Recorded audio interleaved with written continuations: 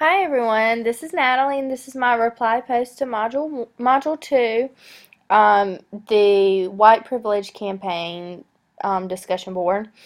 And I first of all want to say that I really did enjoy everyone's post and their ideas. I thought that everyone was creative and put their own spin on things. But I'll start with Carla, and I appreciated your brief overview of the definitions of white privilege and racism.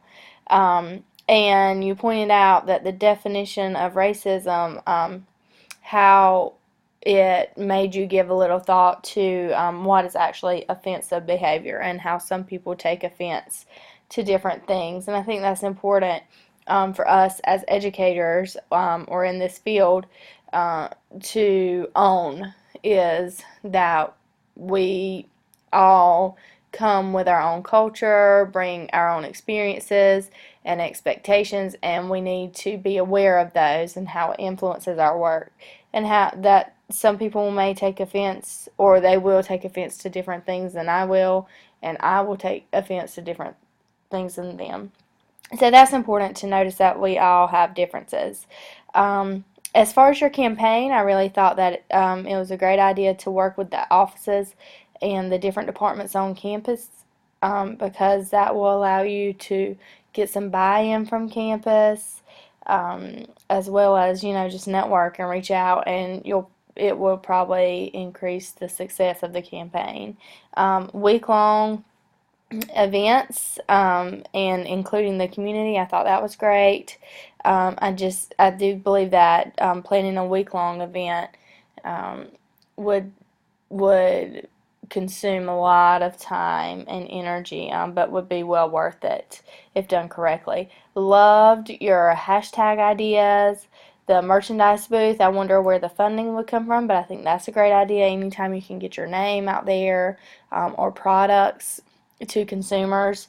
I love the idea of bringing in authors and then having a movie night that was current. So I thought those were all excellent ideas.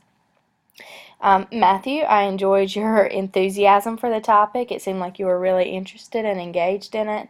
And I appreciate the fact that you started by using one of the articles and kind of creating like a campaign start checklist. So these are the things I want to have in order before I get started. I appreciated that. Your catchphrase, "White You Get Away With," is very creative. I think that is one of those that would stand out there, and the hashtag would really be used. The privilege checklist, I found that interesting. And then the live tweet, "A Day in the Life," highlighting some experiences and interactions of the college students. I think that that is an excellent idea, very practical and applicable.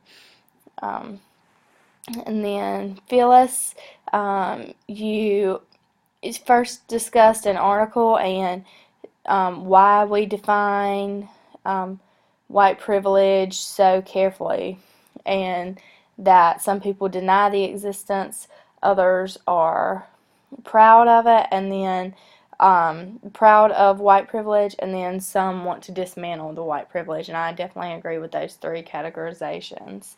Um, I think that you're exactly right when you say that we need to create a positive campaign. I think that's very important, especially when you're dealing with touchy subjects like white privilege and racism, that there'd be a positive spin on it as much as possible. I thought the idea of a task force was excellent. And then the departments and the folks that you said you would like to be involved, it was very comprehensive, and that would be important. You wouldn't want to have a task force made up just one group of people or one department. So I thought that was great. And I like that you said you wanted to have a small focus at first, and really use a lot of the diversity groups on campus as resources and support. Excellent. And I do think it's necessary, like you said, to have a bold and catchy slogan. Yours was "Open Your Eyes" with just a picture of eyes. I thought that would be attention grabbing. Using local media stations to spread the word, and designing a 2-day workshop to go into orientation class, that is something that I would have never have thought of but that's an excellent idea. It starts the day they walk on the campus, maybe even before that, but definitely in those orientation classes, just doing that 2-day workshop. And then proceeding after that with the mentor programs and open forums as opportunities for students to, just engage in the conversations that surround white privilege and racism. And then, Catherine, you discussed the articles and the readings in depth, and I I agree with you that racism can be a frustrating topic, and it's not understood well, and that it does have to do with a lot of experiences and, like you mentioned, the regional locations. There's different levels of racism and awareness depending on where you're located.